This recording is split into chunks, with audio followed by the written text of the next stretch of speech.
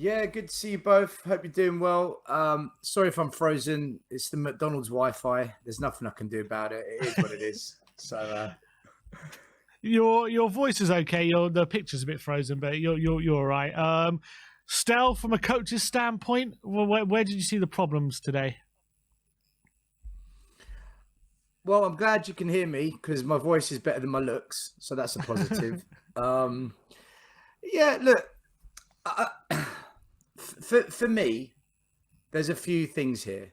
I think first of all, we do need to remember this is the beginning of Ange. And when you go back to the beginning of Klopp, the beginning of Pep, not that I'm comparing Ange to Pep and Klopp, but I'm using them as an example of a rebuild and a manager that has been at those clubs for a period of time, quite a long period of time. Go back to their first seasons, it was similar to this. There were results like this where, oh my God, they've blown it, or oh, they should have won that. You're going to get that. That's part of the journey we're on.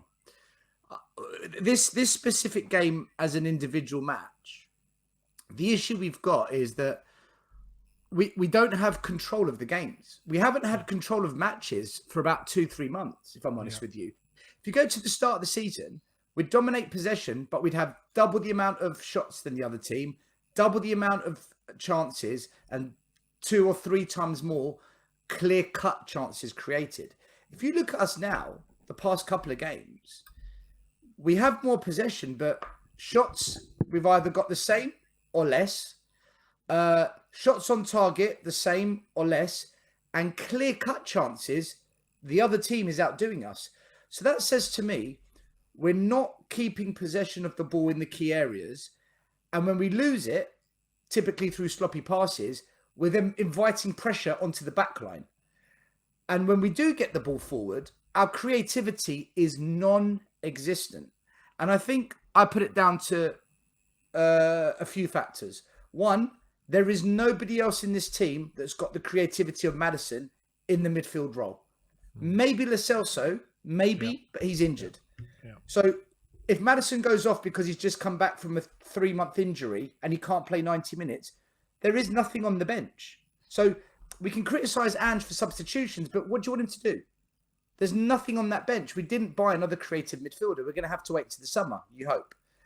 In terms of the holding mid, other than Basuma, or unless Bentancur drops into the 6, nobody can keep possession of the ball under pressure. Højbjerg can't do it. The guy just gives away the ball too often. Skip, for me, isn't a number 6. So, the argument is, well, start Pape Sarr. He's just come back from AFCON, a long flight, and Ange would have analysed it and said, look, you're not ready to go straight in. So, in terms of substitutions, I don't think we had the players we needed to come off the bench and secure that midfield to maintain possession of the ball, like we used to do in the first 10 games of the season. Our possession was fantastic. We've lost that. Yeah. And in the wide areas, guys, I'm going to say it. I know it's an unpopular opinion. I know it might come across as harsh. I do not rate Timo, and I 100% do not rate Brennan Johnson. These players are not the level for Tottenham Hotspur. I know fans are going to come for me at this, but the more and more I watch Brennan Johnson, he's a mistake. It was a mistake signing him. He offers us nothing. You might get the occasional one really good cross, and against lesser opposition, mid-table or below, he might pop up with a tap-in like he did against Wolves, like he did against Brentford. But he doesn't have enough goals to be playing, not as a winger, in an attacking 3. If we played 2 up front and 2 wide players, then yes, maybe as a winger. But we play with the 3. You need to have goals in you. Timo Werner is awful in front of goal. I saw it against Man United, and today, whether it was offside or not, that one-on-one, devoid of confidence. So we've got 2 wide players that play in an attacking 3 that literally, for me, offer us nothing in terms of goals. So it's all down to Son to get the goals. And if Son's not available, we're all depending on Richarlison. Otherwise, there's no goals. It's all right when we catch teams that play high up and we get in behind and there's acres of space, like when Brentford shifted up in the second half and shot themselves in the foot.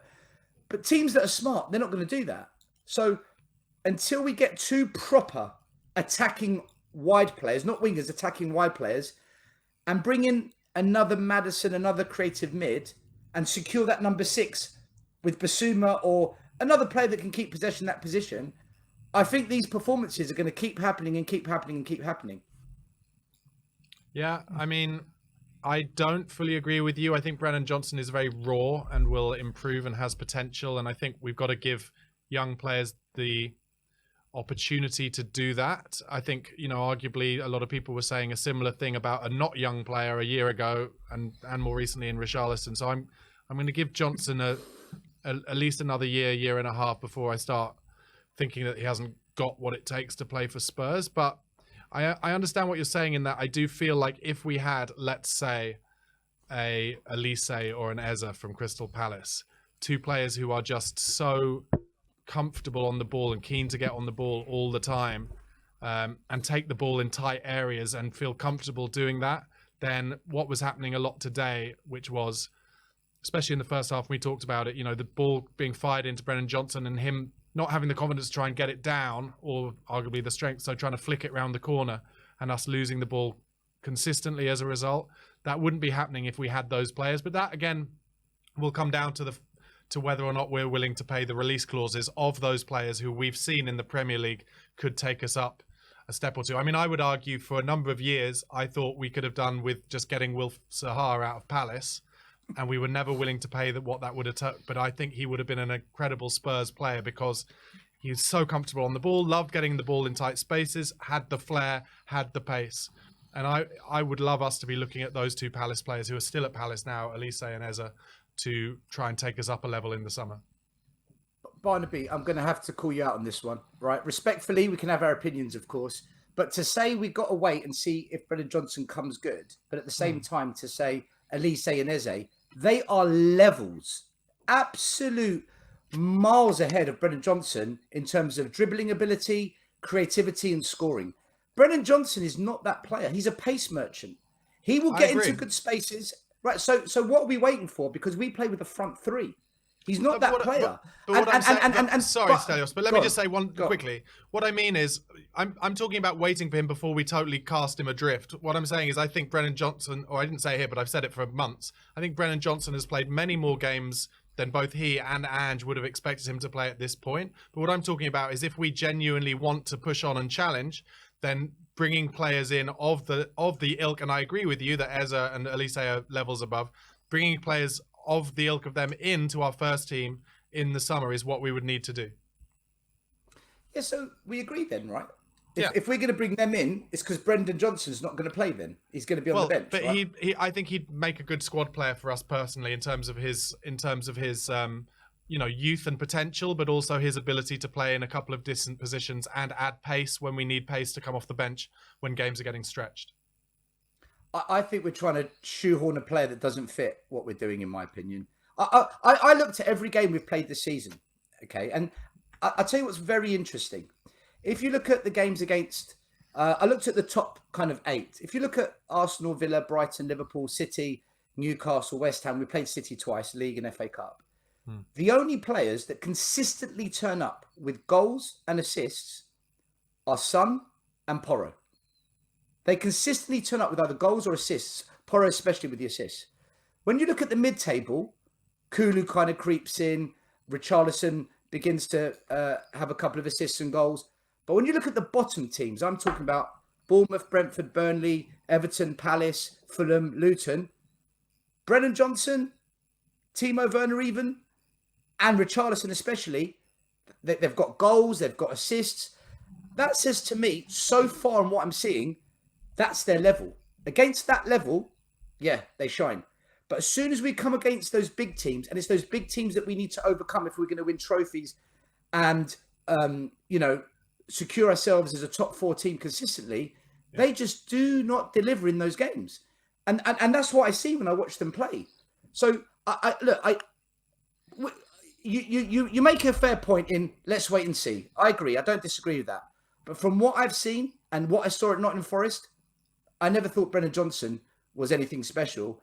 And the price tag, I don't blame him for. We chose to pay 50 million. That's on us. But he, for me, is not the player that is going to take the way we play as a team, he's not taken us forward.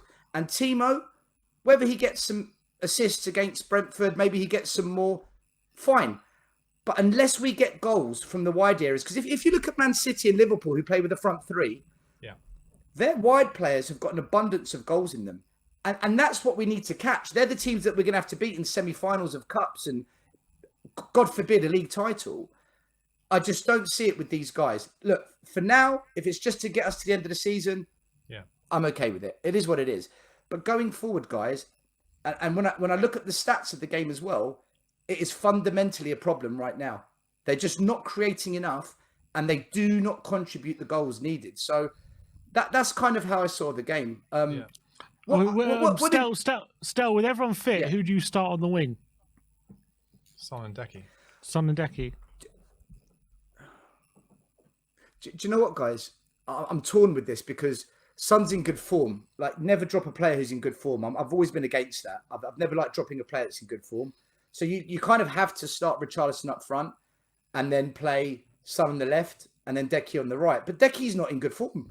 He's been terrible the last 3 games. I think if there was a way that I could play Richarlison up front, Son on one wing and Solomon on the other, because I know Solomon hasn't played all season, and I know, for me, he's not the answer either. But the one thing I'll give Solomon, he can take on a man. Yeah. He can actually beat a man with some skill, and that guile, that ability to just unlock a moment and create the overload. So could Lucas Moura. Would you have kept Lucas Moura in hindsight? No, because but look, I haven't seen what I'd say about Solomon is I haven't seen enough of him to judge him. But what I'd say about Lucas Moura is I'd seen enough of him to judge the fact that he could beat 4 or 5 men with a bit of skill all at once, but then you still knew at the end of it, other than some very rare occasions, including his last ever performance where he just waltzed through Leeds and scored, and obviously the Champions League semi-final, the majority of us had seen enough where we knew that it was going to go into Rosette. Yeah, I think he definitely the end of his time had come. I'm not going to disagree with you there, Barnaby. I don't know who Barney is. No, you can call me Barney. That's fine. But look, I think the one thing I don't disagree with a lot of what you're saying, to be honest. But one thing I would say is I feel, to try and end what I'm saying about it positively, is that I feel that if Ange sees enough of Brennan Johnson, let's say we're talking about Brennan Johnson again, over a year and a half, and he thinks he's not going to be good enough for him, he's not going to keep playing him just because he's a mate. Do you know what I mean? Mm-hmm. He will say, "I'm sorry, Brennan, this isn't going to work out," and we'll cut our losses. Whereas I think maybe that hasn't always been the case before. So I'm confident that Ange will make big decisions when needed. Barnaby, I hope you're right.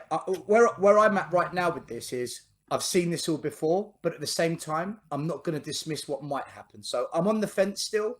I want to see the kind of changes that convinces me that this isn't the repeat of the past.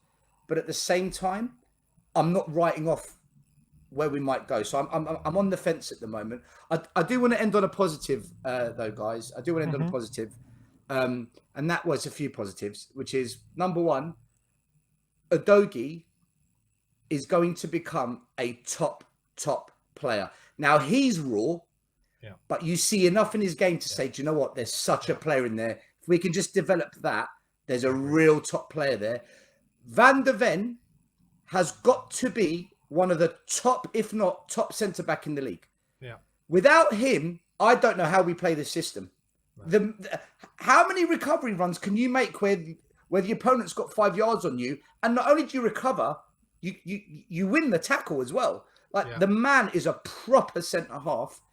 And the other thing I wanted to say was 2 more things. Richarlison, that second goal, look, I give him stick.